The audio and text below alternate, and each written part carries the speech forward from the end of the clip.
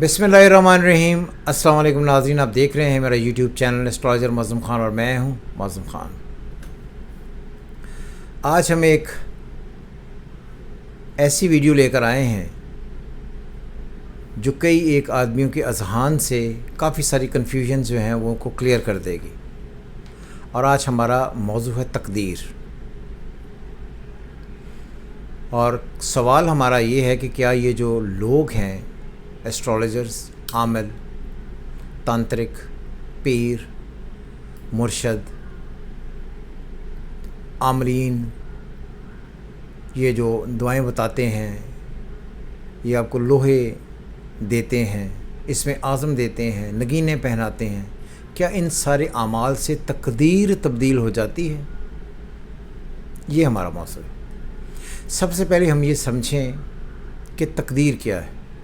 वो असूल व क़वानीन जो फ़ितरत ने यानी अल्लाह ताला ने बनाए हैं, जिनसे ये सिलसिला कुदरत चलता है, यानी कायनात सारी की सारी जिस अमल से चलती है, जो उसके हुक्म के ताबे इसे तकदीर कहते हैं।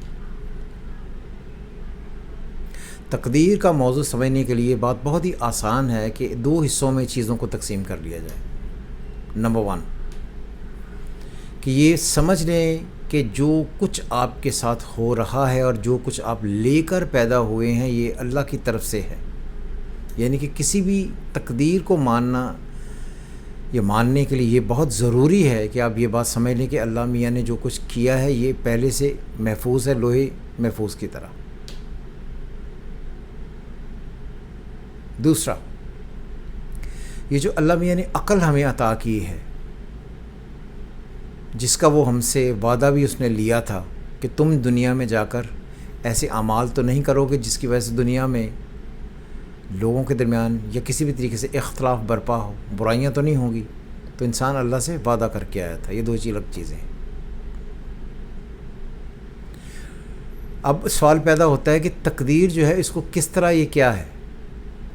हमने तकदीर को दो हिस्सों में तकसीम किया है। तकदीर का एक हिस्सा तकदीर मुबरम या मुतलक। 4 चीज़ें आप अपनी ज़िंदगी में याद रखेंगे। ये 4 चीज़ें तकदीर मुबरम या मुतलक का हिस्सा हैं, जिनमें कभी भी किसी भी दुआ से, किसी भी अमल से, किसी भी तंत्र मंत्र करने की वजह से, किसी भी तरीके से, किसी भी वजीफ़े से, किसी भी इसमें आज़म से, किसी से कुछ भी से भी तब्दीली नहीं आनी। और ये 4 चीज़ों में सबसे पहले ये है कि इंसान की ज़िंदगी और मौत ये तकदीर मुबरम, तकदीर मुतलक है, फ़िक्स्ड है। इसमें कुछ भी करके आप जो मर्ज़ी कर लें, बदल नहीं सकते।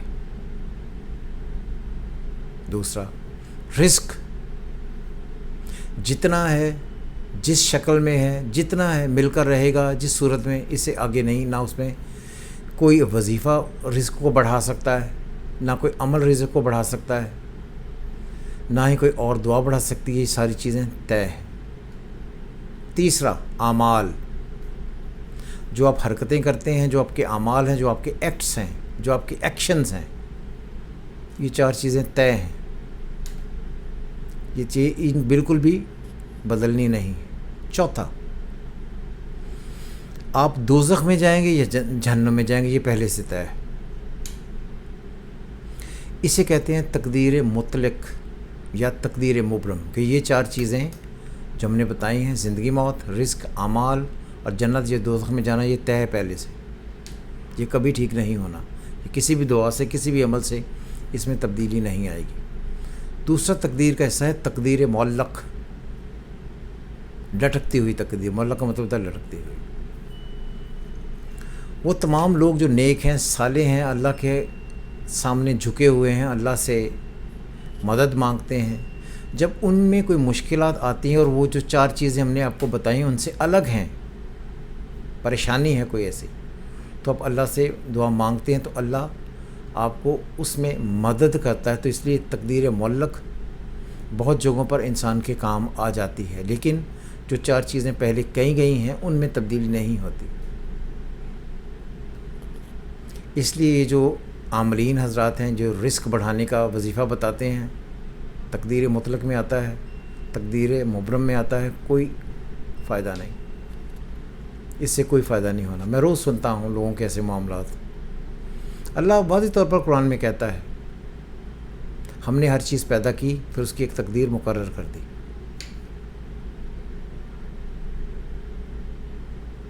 پھر وہ یہ بھی کہتا ہے کہ وہ تمہیں ضرور فاقہ کشی، جان و مال کے نقصانات اور آمدنیوں کے گھاٹے میں مبتلا کر کے تمہاری آزمائش کرے گا۔ پھر وہ یہ بھی کہتا ہے کہ کوئی نہیں دے سکتا جسے میں نہ دینا چاہوں، اور کوئی نہیں لے سکتا جسے میں نہ لینا چاہوں۔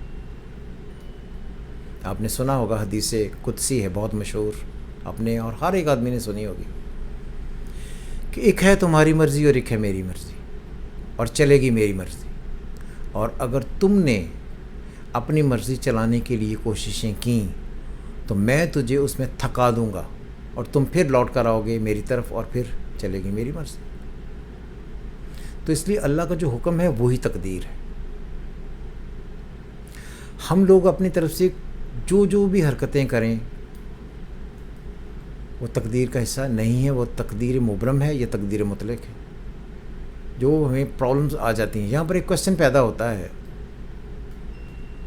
کہ جو لوگ یہ کہتے ہیں جی اگر یہ ایسے ہی لکھا ہی ہوا ہے تو پھر ہمیں سزا کس چیز کی ملنی ہے۔ یہ بڑا جزا و سزا کا بڑا کانسیپٹ، بڑا کوشچن لوگ کرتے ہیں۔ یہ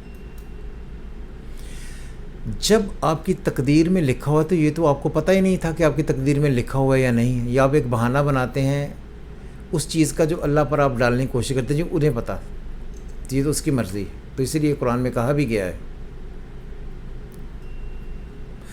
کہ جب میں تمہیں دیتا ہوں تو تم اپنی عقل کی باتیں کرتے ہو، اور جب میں تم سے لیتا ہوں تو تم یہ کہتے ہو یہ اللہ کی مرضی تھی۔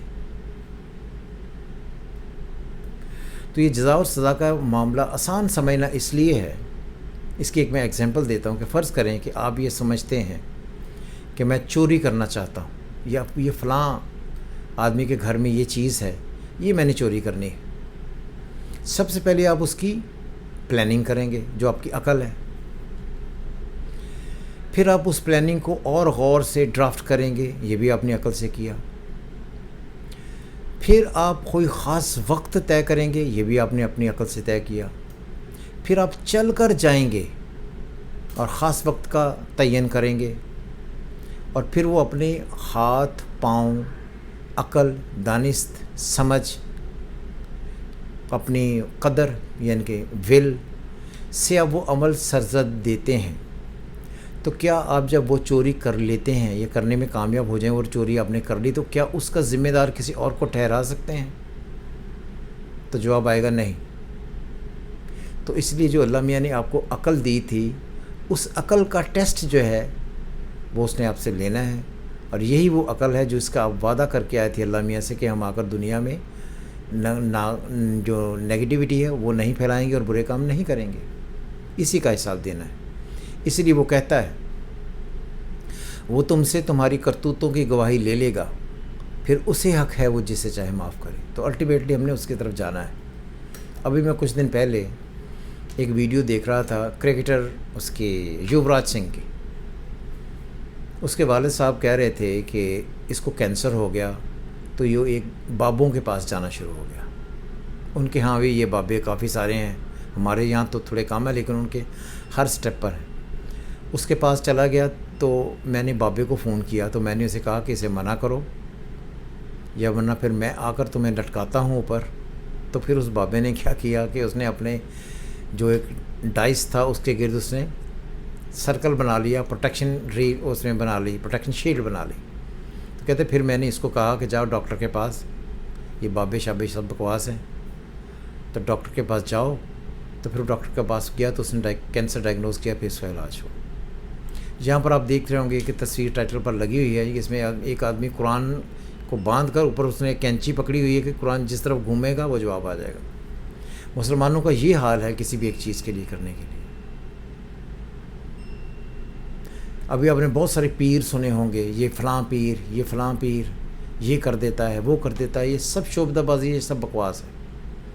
اگر کوئی انسان کسی بھی ایک عمل سے، اس کی اپنی قوت سے جو اس کے پاس آ جائے کہیں سے، جس کی وجہ سے وہ آپ کی تقدیریں ٹھیک کر سکے، پازیٹیو یا نیگیٹو، تو کیا نعوذ باللہ اللہ کی آپ کو ضرورت ہے؟ آنسر ہے نہیں۔